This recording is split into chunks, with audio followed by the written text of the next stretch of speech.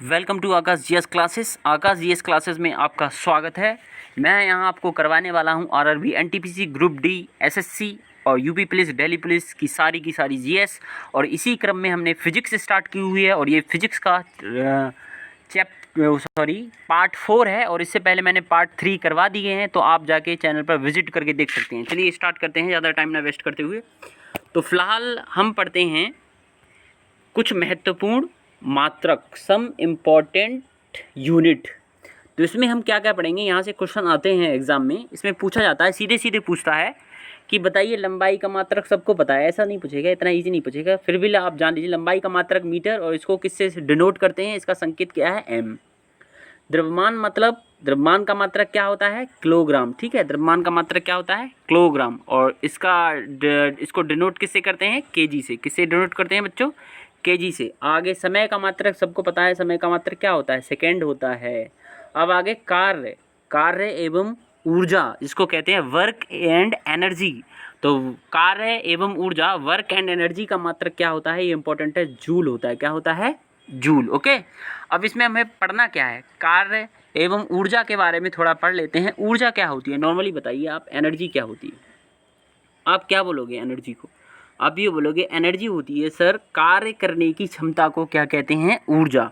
To perform a work, to perform a work, to perform a work, to perform a work, यानी कार्य करने की क्षमता को क्या कहते हैं, ऊर्जा। अब यहाँ मैंने एक वर्ड यूज़ किया है, ऊर्जा, और ऊर्जा के लिए मैंने बोला क्षमता, और क्षमता को कहते हैं हम एफिशिएंसी। क्या कहते हैं, एफिशिएंसी, एफिशिएंसी। तो बताइए क्षमता क्या होती है, एफिशिएंसी क्या होती है। आप कहोगे सर मैं किसी काम को कितने सेकंड में या कितने टाइम में उसे परफॉर्म कर रहा हूँ, यानी कोई मेरा पास वर्क है और वर्क को मैं कितने टाइम में परफॉर्म कर रहा हूँ, वही होती है मेरी एफिशिएंसी। यही तो एफिशिएंसी होती है। जैसे आपको एफिशिएंसी निकालनी है, आप एक पेज एक दिन में पढ़ते हैं, तो बताइए 5 दिन में कितने पेज पढ़ लेंगे, तो ये एफिशिएंसी तो है। ठीक है, इसको एफिशिएंसी कहते हैं। तो इसका मतलब ऊर्जा क्या होती है हमारी, एनर्जी क्या होती है, कार्य करने की क्षमता को क्या कहते हैं, ऊर्जा कहते हैं। कार्य करने की क्षमता को क्या कहते हैं, हम ऊर्जा कहते हैं। Okay, to perform a work with a definite efficiency, एक एफिशिएंसी के साथ अगर हम कार्य करें तब हम उसे कहेंगे ऊर्जा बोलेंगे। क्या बोलेंगे, ऊर्जा बोलेंगे। अब इसमें क्वेश्चन आते हैं, बताइए ऊर्जा कैसी राशि है, ऊर्जा एक कैसी राशि है, बताइए कैसी क्वांटिटी है ऊर्जा। तो हम बोलेंगे ऊर्जा एक स्केलर क्वांटिटी है। कैसी क्वांटिटी है, स्केलर क्वांटिटी है, स्केलर क्वांटिटी है।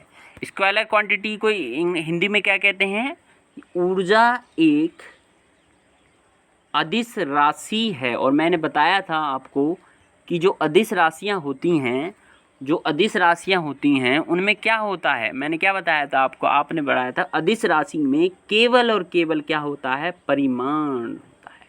क्या होता है, केवल परिमाण, केवल मास होता है, केवल और केवल परिमाण होता है, केवल और केवल मास होता है। और क्या नहीं होता है, डायरेक्शन नहीं होता है। क्या नहीं होता है, डायरेक्शन नहीं होती है। तो डायरेक्शन नहीं होती है, ठीक है। तो इतना समझ गए आप। तो अदिश राशि, क्योंकि आप नॉर्मली देख लीजिए ऊर्जा में, बताइए आप ऊर्जा में क्या आप ये डिफाइट कर सकते हैं कि उसकी डायरेक्शन क्या है। अगर आप कोई ऊर्जा लोगे तो ऊर्जा क्या, किसी वस्तु को कार्य करने की क्षमता को ऊर्जा कहते हैं, कोई डायरेक्शन थोड़ी ना होती है।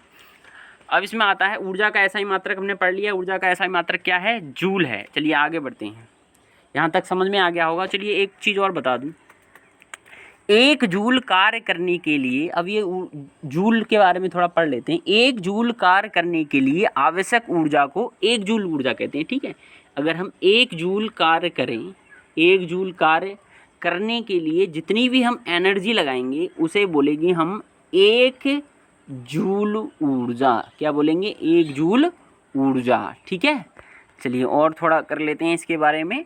अब आता है क्वेश्चन, आता है कभी कभी एग्जाम में, 1 किलो जूल बराबर होता है आपका 1000 जूल। ये याद रखना है भाई साहब आपको, 1 किलो जूल बराबर होता है 1000 जूल। 1 किलो जूल बराबर 1000 जूल। यहाँ से क्वेश्चन पूछा जाता है 1 किलो जूल बराबर कितने के बराबर, तो आप बता देना 1000 जूल के बराबर, 1000 जूल के बराबर। ठीक है, अब आगे चलते हैं। हमारी नेक्स्ट क्या है, हमारा चाल। तो चाल का ऐसा ही मात्रक क्या होता है, मीटर पर सेकंड। ये सबको पता है, चाल बराबर क्या होती है, एकांक समय में, याद रखिएगा, एकांक समय में तय की गई दूरी को, ठीक है। एकांक समय में तय की गई दूरी को क्या कहते हैं? हम चाल कहते हैं। क्या कहते हैं? चाल। और चाल का मात्रक क्या होता है? मीटर पर सेकेंड। क्या होता है? मीटर पर सेकेंड, ठीक है। चाल का मात्रक क्या होता है? मीटर पर सेकेंड, ये सबको पता है। आगे चलते हैं, चलिए आगे है कोणीय वेग। ये नॉर्मल है। कोणीय वेग क्या होता है? कोणीय वेग का ऐसा ही मात्रक क्या होता है? रेडियन पर सेकेंड। क्या होता है? रेडियन पर सेकेंड। यानी कोणीय वेग के बारे में पढ़ रहे हैं और हम पढ़ रहे हैं कोणीय वेग का ऐसा ही मात्रक होता है रेडियन पर सेकेंड। रेडियन पर सेकेंड, ठीक है। ओके, चलिए और आगे देखते हैं। आज गर्मी बहुत है दोस्तों। अब आगे देखते हैं हम, आवेग का मात्रक क्या है? आवेग का मात्रक है न्यूटन सेकेंड। क्या होता है? Newton second. क्या होता है बच्चों? Newton second. अब थोड़ा आवेग आप देख लीजिए, आवेग क्या होता है। मैं बता के चला जाऊं तो इसमें प्रॉब्लम है। तो आवेग देखिए, आवेग बराबर क्या होता है? आवेग बराबर होता है बल गुणा समय अंतराल। बल गुणा समय अंतराल, ये आपको न्यूमेरिकल सॉल्व करने में सहायता करेंगी। बल गुणा समय अंतराल। तो आवेग बराबर होता है बल गुणा समय अंतराल। बल गुणा समय अंतराल। चलिए और बता दूं इसके बारे में आपको। आवेग बराबर बल गुणा समय अंतराल, इसको डिनोट करते हैं आई बराबर एफ, यानी फोर्स कितना लगा रहे हैं? डेल्टा टी, यानी डेल टी समय में हम कितना उस पर फोर्स लगा रहे हैं वो होता है हमारा आवेग। आई बराबर एफ डेल्टा टी, ये होता है हमारा क्या? आवेग। क्या होता है? ये आवेग। और इसका ऐसा ही मात्रक क्या होता है? न्यूटन सेकेंड एन एस, ठीक है। आवेग समझ में आया? अच्छा, आवेग को आप संवेग में मत लाइएगा। आवेग और संवेग में डिफरेंस है, याद रखिएगा। संवेग क्या होता है? सबको पता है, P बराबर होता है m इंटू वी। P बराबर क्या होता है? m into v. ये संवेग होता है, ये संवेग है। संवेग बराबर होता है द्रव्यमान गुणा, है ना, द्रव्यमान गुणा v फॉर वेलोसिटी, मतलब वेग, द्रव्यमान गुणा वेग, ठीक है। तो आवेग और संवेग में डिफरेंस समझ गए आप? तो इतना आगे चलते हैं फिर और देखते हैं बच्चों और क्या है आपका। तो इसका मतलब ये हमारा हो गया यहाँ तक। आगे देखो, आगे दे रखा है आपका आवेग हो गया क्लियर। अब है आपके पास बल यानी फोर्स। ओके, तो फोर्स के बारे में पढ़ते हैं। फोर्स रह गया है, दाब रह गया, शक्ति, विद्युत धारा, विद्युत आवेश, विद्युत प्रतिरोध और विद्युत धारिता। चलिए देखते हैं। आज थोड़ा वीडियो बनाने में प्रॉब्लम हो सकती है क्योंकि गर्मी बहुत पड़ रही है, ठीक है। आगे देखिए, आवेग हुआ बल। अब आ गए बल। बल बराबर है न्यूटन। बल का ऐसा ही मात्रक क्या होता है? न्यूटन। सबको पता है बल बराबर न्यूटन होता है यार। बल बराबर, वैसे बताइए, बल बराबर होता है द्रव्यमान गुणा त्वरण। क्या होता है? द्रव्यमान गुणा त्वरण, ठीक है। यही तो होता है। इंग्लिश में क्या बोलोगे? फोर्स बराबर होता है सर मास इनटू एक्सेलरेशन। क्या होता है? Mass into acceleration. इसलिए F बराबर क्या होता है? ma। कुछ समझे? तो इसका मतलब बल जो होता है आपका क्या होता है? बल बराबर, बल का ऐसा ही मात्रक न्यूटन, और बल बराबर होता है द्रव्यमान गुणा त्वरण, F बराबर ma। बल समझ में आ गया आपकी? चलिए आगे चलते हैं। शक्ति आगे क्या है आपका? नेक्स्ट पॉइंट है आपका शक्ति। यहाँ देखिए, शक्ति का ऐसा ही मात्रक क्या है? वॉट। शक्ति का ऐसा ही मात्रक क्या है? वॉट। पहले आप मुझे बताइए शक्ति क्या होता है। मैं अगर नॉर्मली पूछूं तो शक्ति क्या होती है, तो कार्य, आप तो ये कहोगे सर मैं किसी काम को करता हूँ और उसे करने में कितना टाइम लेता हूँ, तो वही हमारी होती है शक्ति। यानी कार्य करने की जो रेट है, कार्य करने की दर को, यानी कार्य करने के रेट को, यानी वर्क करने के रेट को हम क्या कहते हैं? शक्ति कहते हैं, पावर कहते हैं, सबको पता है, ठीक है। यानी कार्य करने की दर को क्या कहते हैं? शक्ति कहते हैं। तो शक्ति बराबर आप क्या बोलोगे? P बराबर होता है W upon T, work upon time. तो पावर बराबर होता है W upon T, work upon time, where P equal to शक्ति, यानी पावर। W बराबर किया गया कार्य और T बराबर कार्य करने में लिया गया समय, ठीक है। यहाँ तक आपको समझ में आया होगा। अब मैं एक बात बताता हूँ, शक्ति का ऐसा ही मात्रक पूछता है। हमें पता है शक्ति का जो ऐसा ही मात्रक है वो क्या होता है? वॉट है, ठीक है। जिसे वैज्ञानिक जेम्स वॉट, किससे गए? जेम्स वॉट, जिसे वैज्ञानिक जेम्स वॉट जिसे वैज्ञानिक जेम्स वॉट के सम्मान में रखा गया। अब मशीनों की शक्ति भी तो निकालते हैं हम, मशीन्स की जो पावर निकालते हैं, आप सोचिए मशीन्स की पावर निकालते हैं नहीं निकालते हैं? तो आप बताइए मशीन्स की पावर कैसे निकालेंगे भाई? पावर तो सबकी होती है, मशीन्स की पावर भी तो निकालेंगे।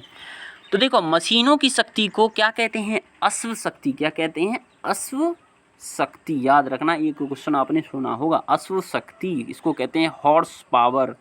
अश्व शक्ति इसको इंग्लिश में कहते हैं HP फॉर हॉर्स पावर। ठीक है, यानी मशीनों की शक्ति को क्या कहते हैं? एक बार और बता देता हूँ मैं आपको इसके बारे में।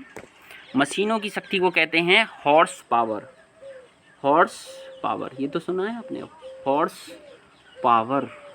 Horse power. तो क्वेश्चन आता है, एक हॉर्स पावर या एक अश्व शक्ति, एक हॉर्स पावर या एक अश्व शक्ति कितने वॉट के बराबर होता है? तो एक अश्व शक्ति होता है 746 वॉट। 746 वॉट के बराबर। कितने वाट के बराबर? एक अश्व शक्ति बराबर 746 वॉट। ठीक है, इतना क्लियर होगा। और अश्व शक्ति का मात्रक तो मैंने आपको पहले ही बता दिया है कि अश्व शक्ति का मात्रक होता है दोस्तों, अश्व शक्ति का मात्रक क्या होता है? वॉट होता है। ठीक है, यहाँ तक क्लियर होगा। शक्ति का मात्रक वॉट। ठीक है, एक अश्व शक्ति बराबर 746 वाट। आगे चलते हैं, विद्युत धारा। क्या? विद्युत धारा। विद्युत धारा को क्या कहते हैं? कूलाम। विद्युत धारा को क्या कहते हैं? कूलाम कहते हैं। अब विद्युत धारा का मात्रक क्या है? कूलाम। सॉरी, विद्युत धारा का मात्रक क्या है? कूलाम होता है। ठीक है, विद्युत धारा। तो अब विद्युत धारा तो आपको पता है ना, जो इलेक्ट्रिक जो फ्लो होती है, मैंने इसके पहले का जो लेसन है उसमें मैंने पढ़ा दिया है विद्युत धारा का मात्रक क्या होता है। ठीक है, तो देखिए शायद ये मिसप्रिंट हो गया है दोस्तों, थोड़ा मिसप्रिंट हो गया है, इसके लिए सॉरी। जो विद्युत धारा का मात्रक जो होता है वो एम्पियर होता है। ये मैंने थोड़ा लिखने में प्रॉब्लम हो गई है। विद्युत धारा का मात्रक होता है एम्पियर। सॉरी दोस्तों, ये मैंने पढ़ाया है, एम्पियर पिछले ही पार्ट में पढ़ाया, तो आप सही कर लेना करेक्शन। और एम्पियर के बारे में मैंने क्या पढ़ाया था कि दो सीधे समानांतर तारों में जो बिजली विद्युत प्रभावित होगी, ये 1 एम्पियर वह विद्युत धारा है जो निर्वात में 1 मीटर की दूरी पर स्थित दो सीधे लंबे व समानांतर तारों में प्रभावित होने पर प्रत्येक तार की प्रति मीटर लंबाई के बीच 2 × 10⁻⁷ न्यूटन का बल उत्पन्न करती है। ये मैंने पढ़ाया था। ठीक है, तो थोड़ा वो प्रिंटिंग मिस्टेक है, मैंने लिखने में प्रॉब्लम हो गई है। ठीक है, आप समझ जाना इतना। विद्युत धारा का मात्रक क्या होता है? एम्पियर। अब आगे चलते हैं, विद्युत आवेश। तो विद्युत आवेश का मात्रक होता है कूलाम। विद्युत आवेश का मात्रक क्या होता है? कूलाम। ठीक है, विद्युत आवेश का मात्रक क्या होता है? कूलाम। अब आते हैं दोस्तों विद्युत आवेश। विद्युत आवेश का मात्रक क्या सीखा आपने? कूलाम होता है। तो विद्युत आवेश तो आपको पता ही होगा। ठीक है, अब आते चलते हैं, मैं आपको थोड़ा बता दूं। Electric charge is a physical property of matter that cause it to experience a force when placed into a electric magnetic field. अब आइए, विद्युत आवेश होता क्या है? आप नॉर्मली सोचिए, विद्युत आवेश क्या होता है? अरे विद्युत आवेश क्या होता है? इलेक्ट्रिक चार्ज क्या होता है? जब हम किसी भी चीज़ को किसी भी मैटर को जब हम मैग्नेटिक फील्ड के, जहाँ मैग्नेटिक फील्ड हो, ठीक है, मैग्नेटिक फील्ड ज़रूरी नहीं है जो मैग्नेट के थ्रू उत्पन्न हो, हम बिजली के थ्रू भी तो उत्पन्न कर सकते हैं। तो मैग्नेटिक फील्ड के बीच में जब अगर हम लेके जाएंगे, ठीक है, तो इलेक्ट्रिक चार्ज जो वहाँ पे इलेक्ट्रिक चार्ज जो उत्पन्न होगा वही होगा हमारा क्या? विद्युत आवेश। अब आते हैं विद्युत प्रतिरोध। तो विद्युत प्रतिरोध का मात्रक क्या होता है? ओम। विद्युत प्रतिरोध का मात्रक क्या होता है? ओम। सबको पता है विद्युत प्रतिरोध का मात्रक क्या होता है? ओम। विद्युत प्रतिरोध का मात्रक क्या होता है? ओम। ठीक है, अब विद्युत प्रतिरोध का मात्रक ओम है। हम कैसे रेजिस्टेंस नहीं निकालते, हम ओम रेजिस्टेंस निकालने के 2 फॉर्मूले हैं। अगर दो समानांतर 2 तार अगर किस में जोड़े गए हैं? पैरेलल जोड़े हैं। इस तरह से अगर 2 तार इस तरह से पैरेलल जोड़े हैं, अगर मुझे इसका रेजिस्टेंस निकालना है तो पैरेलल के लिए मैं क्या फार्मूला लगाता हूँ? 1/r बराबर क्या होता है? 1/r1 plus 1/r2 1/r2 plus 1/r3 dot dot dot. ठीक है, ये पैरेलल होने पर हम ऐसे निकाल देंगे। अगर दो तार आपके कैसे जोड़े गए हैं? अगर 2 तार आपके श्रोणी क्रम में जोड़े गए हैं, सीरीज़ में जोड़े गए हैं। कैसे जोड़े गए हैं? सीरीज़ में जोड़े गए हैं। ठीक है, ऐसे ये 2 तार बना रहा हूँ मैं, ये एक तार यहाँ कंप्लीट। अब ये एक और तार बना रहा हूँ मैं, ये देखो बच्चों ध्यान से, ये कंप्लीट। अब ये हो गए, यहाँ R ओम का प्रतिरोध लगा दिया मैंने, R ओम का, और यहाँ R ओम का। अब इनका मुझे नेट रेजिस्टेंस निकालना है, तो R बराबर होता है R1 plus R2 plus R3। इस तरह से हम इनका प्रतिरोध निकाल सकते हैं। ठीक है, अब आया होगा आपके साथ समझ में।